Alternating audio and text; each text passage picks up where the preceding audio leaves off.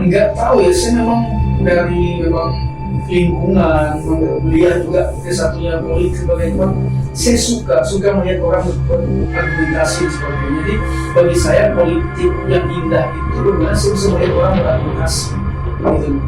Politik itu adalah seni, siasat dan strategi untuk meraih kekuasaan.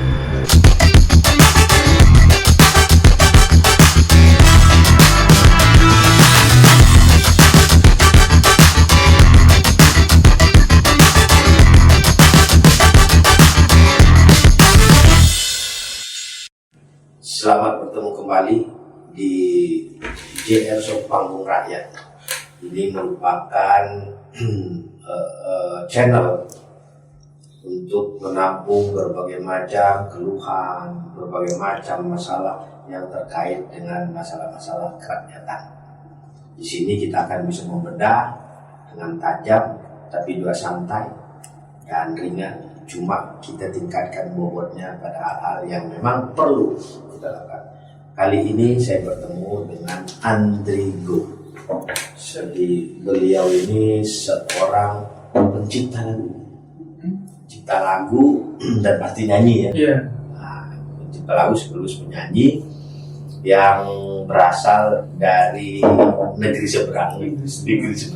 Tapi untuk jelasnya kita tanya, Pak Andrigo, Anda asal dari mana? Asal dari Riau. Provinsi Riau. Pekanbaru. Usianya berapa sekarang? Usia 35 tahun. 35 tahun. Udah lumayan sedikit menuju ketuaan nih. Beliau bilang menuju ketuaan. Sementara saya kemudaan. Nah, Andrigo, Anda sudah berapa banyak menciptakan lagu? Kalau menciptakan lagu itu mungkin ada sekitar puluhan atau banyak. Dan kebanyakan lagu daerah. Karena saya juga koneksinya kan ke daerah besar.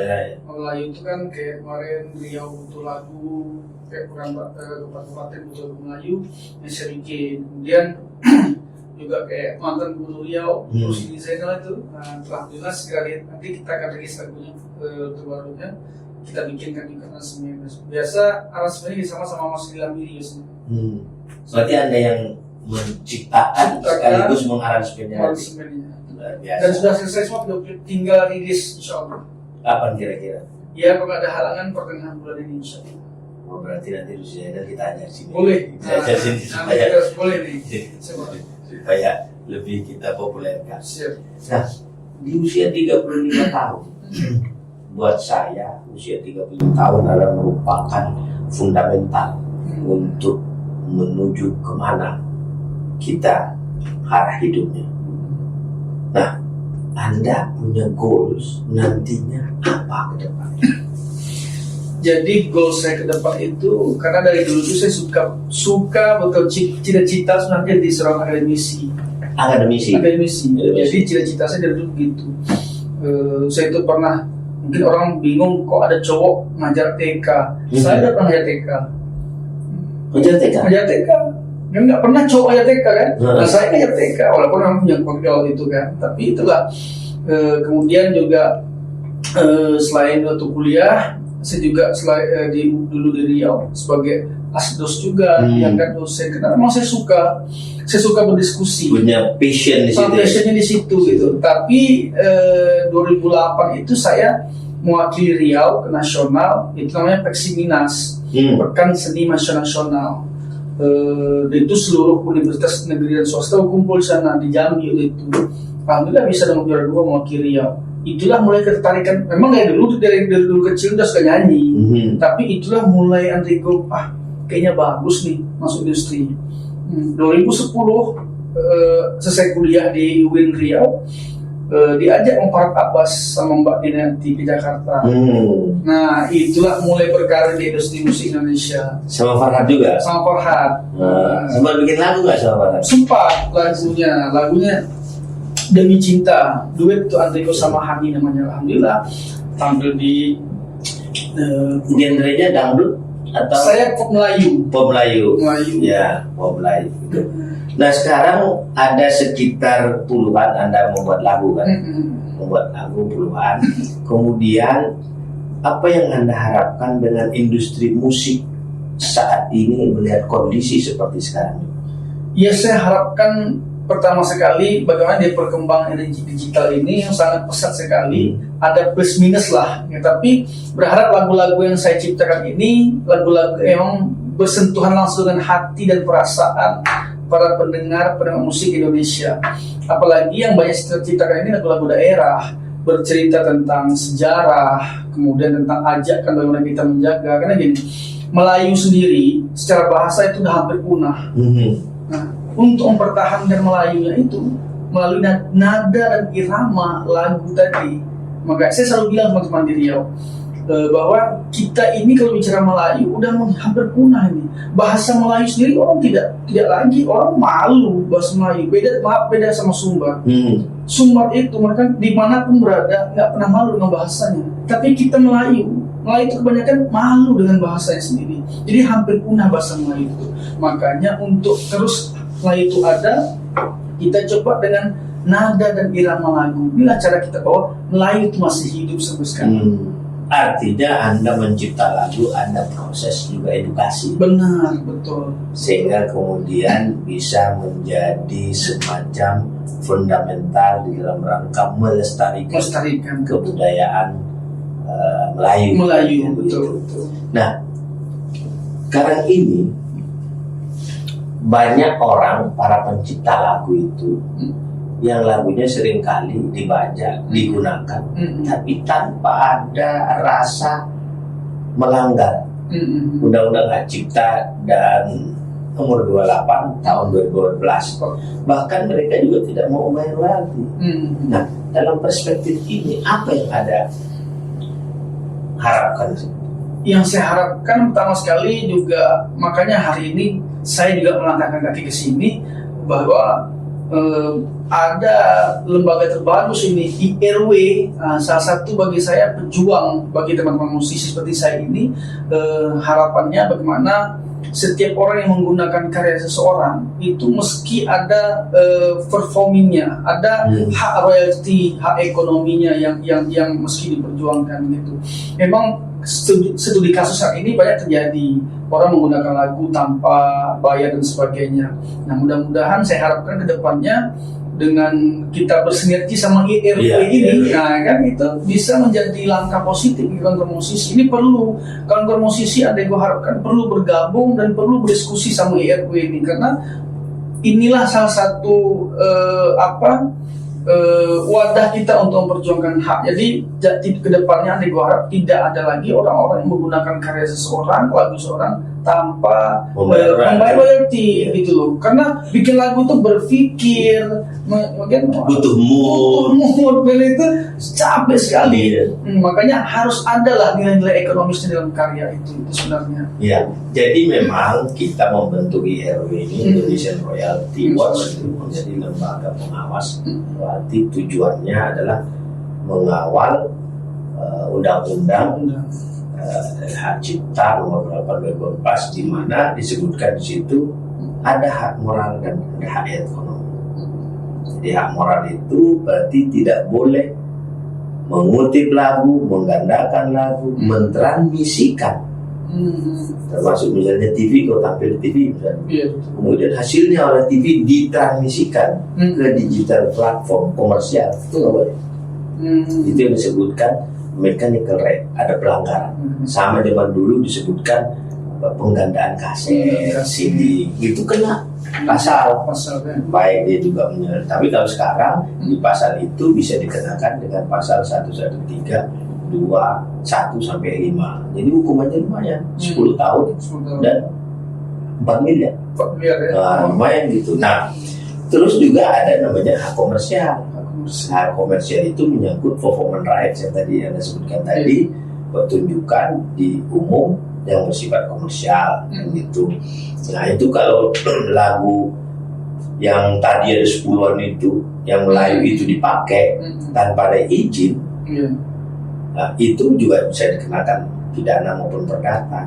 Tapi kalau dia ada izin, ada IU-nya, membayar setiap pertunjukan royalti itu 2%. 2%. Nah itu yang harus kita dorong.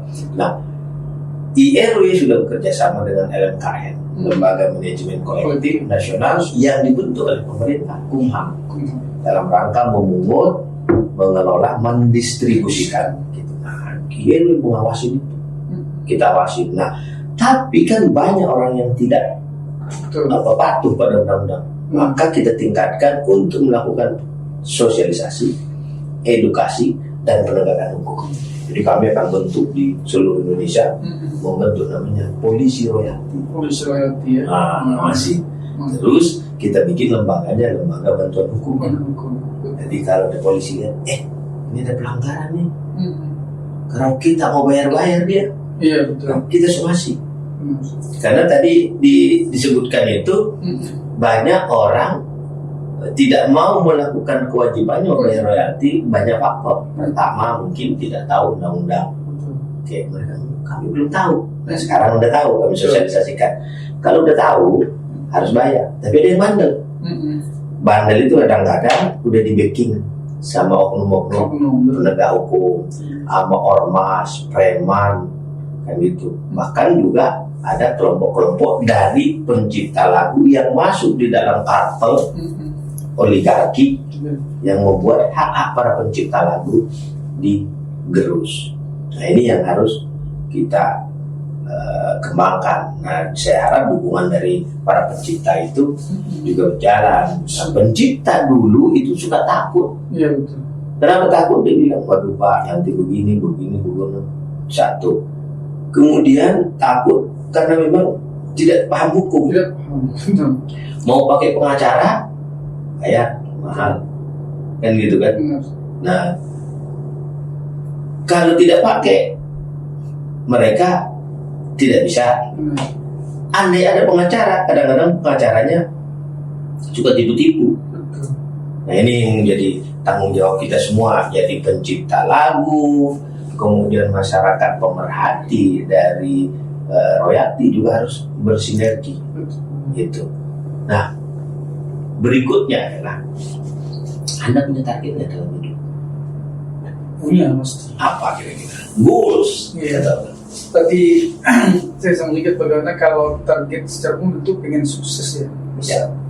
Tapi goal endings tadi, kedepannya saya pengen bagaimana orang bisa tahu saya selain musisi, saya juga sebagai akademisi. Itu di goalsnya.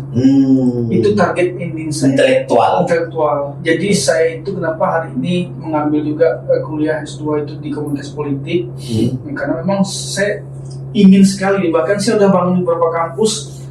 Mudah-mudahan kedepannya bisa saya masuk mengajar sebagai hadis di sana. Dan itu udah, cuman kan memang nggak boleh nih S1 atau S2, makanya untuk ajar. Makanya saya itu Anda ambil mengajar jurusan apa? Politik aja, suka saya. Anda suka politik? Suka, saya suka sekali politik. Gitu. Kenapa Anda? Sementara banyak seniman yang justru alergi terhadap politik.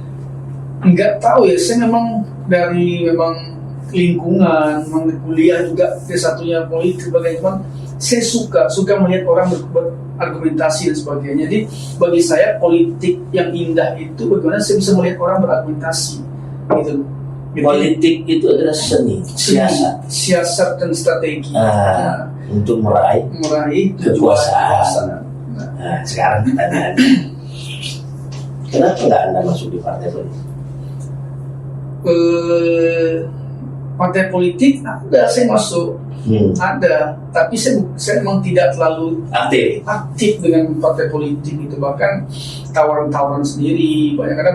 Tapi nggak jadi catatan? Enggak jadi. Jadi saya berpikir bagaimana saya bisa belajar dulu nih pengetahuan saya. Ketika sudah paham semuanya, mungkin tidak ada tawaran, baru ini saya masuk. Gitu loh. Jadi emang saya sangat nggak tahu lah. Saya ketertarikan saya itu terhadap politik itu sangat luar biasa. Maka dengan ketertarikan itulah sehingga saya pengennya itu bidang pendidikannya itu komunikasi politik. Tapi goals ending saya dan tujuan hidup saya itu pengen orang tahu, daripada saya jadi seorang akademisi yang orang tahu, sehingga saya bisa Tapi mau ingin menjadi praktisi politik atau hanya sekedar sebagai intelektual yang paham terhadap masalah-masalah politik? Mungkin lebih intelektual. Oh, berarti tidak masuk dalam praktisi politik. Enggak. Saya sekedar mungkin. Berarti Anda mungkin bisa masuk jadi pengamat politik. Nah, ini tadi saya bilang, saya kan kurang memahami bahasa itu ya. Nah, itulah endingnya sebenarnya jadi seorang pengamat politik, jadi intelektual politik. Itu orang bagaimana saya bisa pendapat saya itu bisa saya kembangkan, orang bisa mendengar itu, dan orang bisa mendengar saya sebagai pengamat politik selain seniman. Itu harapan saya ke depan. Dan sekarang pertanyaannya agak kritis. Jawabnya juga mesti kritis. Kondisi politik menuju 2024 ini seperti apa? Bagi saya 2024 ini adalah pentas atau pertunjukan politik sangat pesat dan yang sangat luar biasa. Jadi dari pilkada saja, pileg-pileg ini saja ini akan sangat berbeda dengan tahun-tahun sebelumnya. Orang-orangnya di Riau saja saya lihat semua dapil itu semuanya petarung. Kalau dulu tuh mungkin 1-3 orang kuat, bawahnya mencukupi kan. Tapi hampir dapil yang saya kenal di Riau itu petarung semua. Jadi turun gunung semua. Jadi memang ini 2024 ini menentukan sekali, bukan lagi ajang sekedar mencalek, tapi ajang bagaimana ini harga diri yang diperjuangkan dalam pencalekan ini, termasuk 2024 itu. Memang ini harus hati-hati sekali. Karena apa bagi saya keputusan kita di politik 2024 ini, penentuan sikapnya pada siapa kita memilih sebagainya, ini sangat menentukan bagaimana Indonesia ke depannya. Nah gitu. Kalau plus minus kebaikan semua orang punya plus minus ya.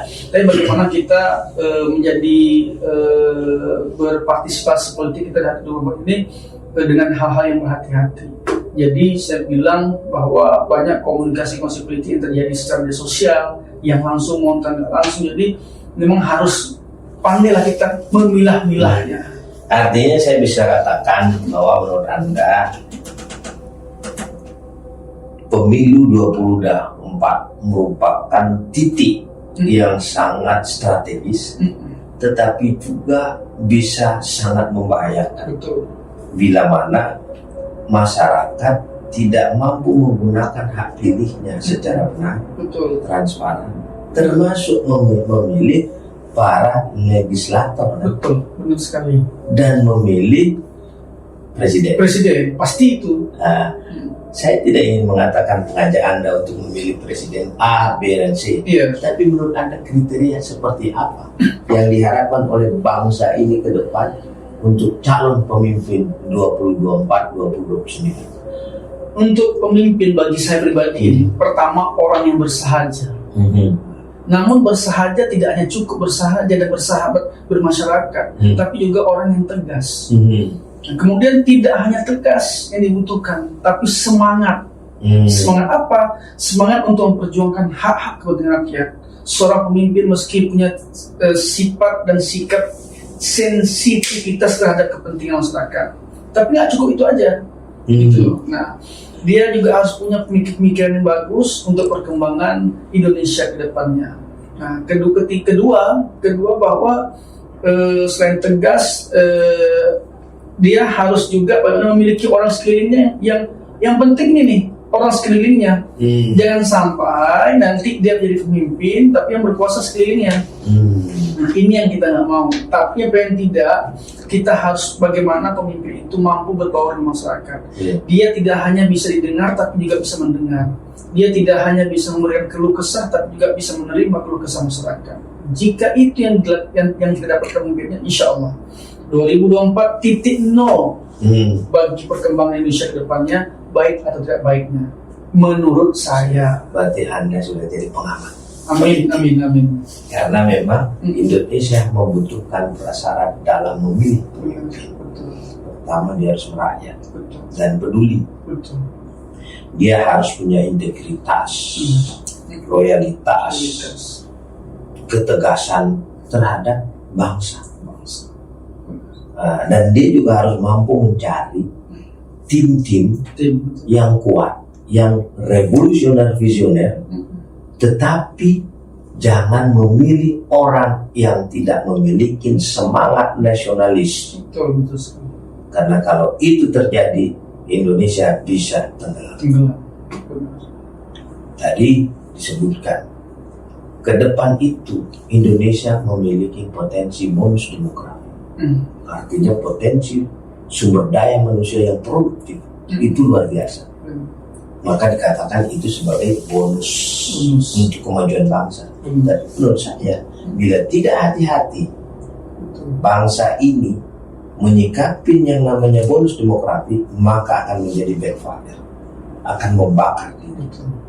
Sebab bonus demografi itu harus diiringi dengan potensi sumber daya yang berkualitas, memiliki produktivitas.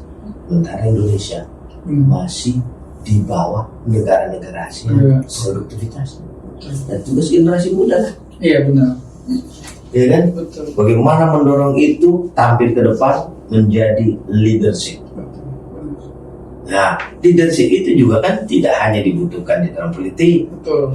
tapi di berbagai dimensi kehidupan. Salah satunya adalah menciptakan lagu. Itu juga punya leadership. Sekarang lagu apa yang sekarang Anda ciptakan?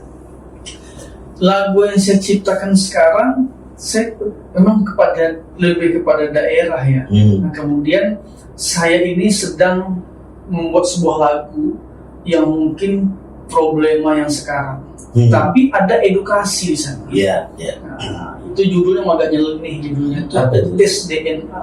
Ada tes DNA. Memang ada masalah pribadi? Sekarang memang ada masalah pribadi saya tentang tes DNA. Tapi tidak hanya saya nih, banyak teman-teman artis yang lain sedang mengalami hal yang sama. Nah, jadi dan lagu ini saya bikin sama kawan saya bukan sebagai pengolok-olokan terhadap kasus atau peristiwa yang terjadi, tapi ada edukasinya. Apa edukasinya? Pertama, bahwa seseorang tidak boleh ngomong tentang orang lain seenaknya saja tanpa ada bukti yang jelas. Nah, implementasi ini dalam lagunya di mana? Ada di liriknya. Ayo tes DNA. Gitu. Sekarang juga jangan sampai banyak cerita jadi fitnah dan gibahnya. Ini itu edukasinya. Iya. Kedua, apa edukasinya? Bahwa saya mengajak diri pribadi dan teman-teman yang lagu ini bahwa hindarilah pergaulan bebas. Silakan bergaul di era sekarang ini, tapi hindari pergaulan bebas yang nanti cenderung akan merugikan kita dan kehidupan kita yang akan datang.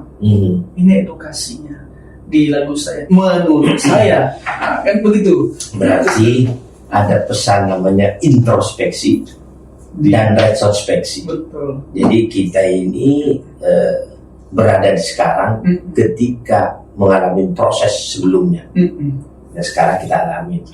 Artinya di dalam konteks pemimpin juga, pemimpin itu tidak boleh lahir dari by accident. Pemimpin harus lahir dari by design. Jadi dia kalau kamu sama dengan Anda, dia bilang aku nanti mau jadi ini, berarti Anda sudah mendesain diri Anda. Goal saya nanti akan menjadi pengamat politik dan menjadi orang intelektual yang mampu memberikan kontribusi terhadap pendidikan, khususnya salah satunya melestarikan budaya dari Melayu. Luar biasa yang ada ini. Berarti sebenarnya Anda kuliahnya memang harus ambil di politik. Betul. Sekarang kira-kira mau di politik di universitas apa ya? Sekarang saya kuliah di Universitas Paramadina. Dan di daerah ini rektornya. Iya. Sebelumnya Anies Baswedan. Nah, kenapa milih Paramadina? Pertama saya malah Paramadina itu saya anggap pertama ada satu teman saya juga di sana. Dia lulusan di situ dan saya cara berpikirnya bagus sekali gitu. Kemudian pada dasarnya banyak universitas yang saya lihat, ada UI, ada Muhammadiyah. Jadi ilmu komunikasi politik ini ada beberapa universitas saya lihat. Nah, cuman memang saya nggak tahu ketertarikan saya pada Paramadina ini. Bagi saya orang-orang yang saya lihat di sana orang bagus semua di sana. yang cara pikir, yang juga orang-orang penting di negeri ini menurut saya. Jadi apa salahnya saya coba masuk ke universitas yang memang mungkin jadi saya ke depannya bisa salah satu menggantikan mereka atau seberdampingan sama mereka. Nah itu harapan saya. Jadi universitas unggul lah. Unggul, iya benar. Akan menghasilkan sumber daya manusia yang unggul pula. Benar. Apalagi kan nanti menjelang 2045. Generasi emas kan. Generasi emas. 100 tahun Republik ini. Benar. Maka sesungguhnya negeri ini menitipkan kepada generasi seperti Anda agar nanti bisa membawa. Kalau kami itu mungkin sudah mulai ujur dan menikmati ujur ini. Tapi semangat kita nggak mau kalah sama yang muda.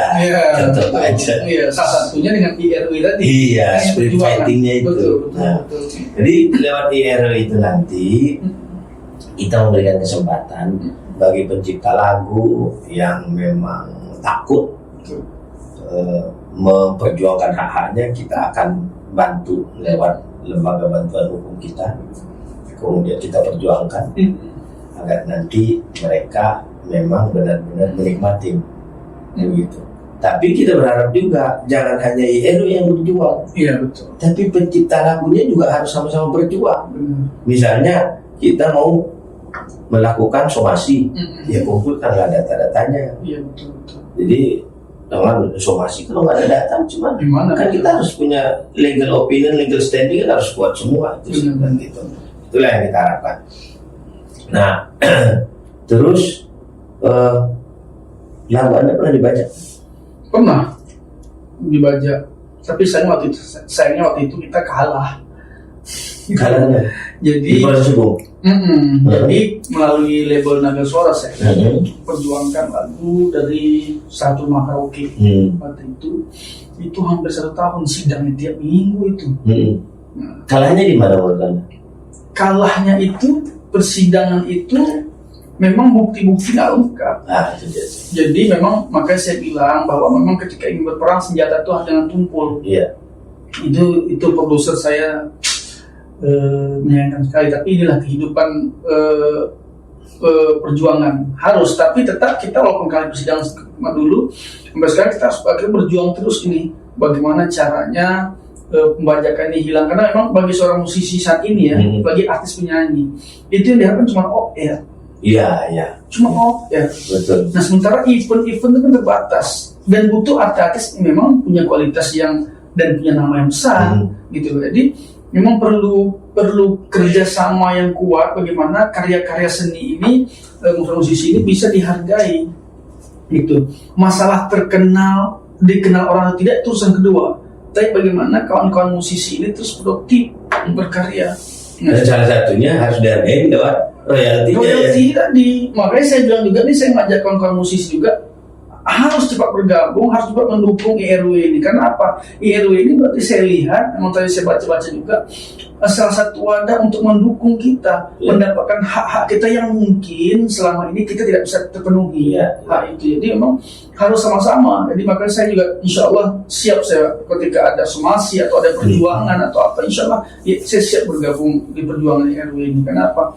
Saya merasa ini suatu semangat baru. Adanya RW ini semangat bagi saya musisi untuk berkarya. Artinya tidak punya lagi ketakutan ke depan tentang karya dibajak atau tidak, karena sudah ada nih orang-orang yang ingin membantu kita. Gitu. Selain itu gini, sekarang ada semacam mafia. Jadi mafia itu mafia karaoke. Ada juga mafia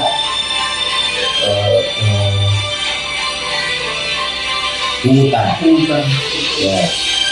Jadi yang saya temukan sekarang adalah karaoke itu dikuasai oleh kartel, dikuasai oleh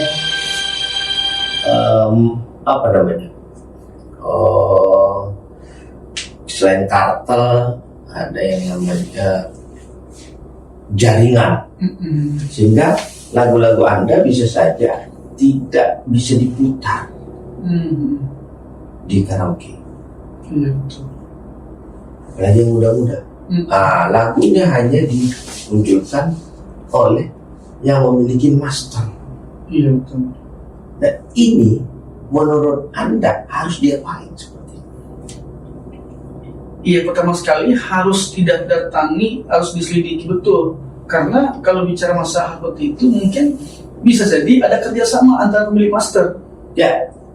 Jadi ini kan diduga. KKN. Kita diduga ada seperti itu. Nah ini perlu, makanya saya bilang ketika teman-teman musisi menyerahkan hak karyanya kepada label atau apa, ini betul harus safety, benar-benar harus diperhatikan betul.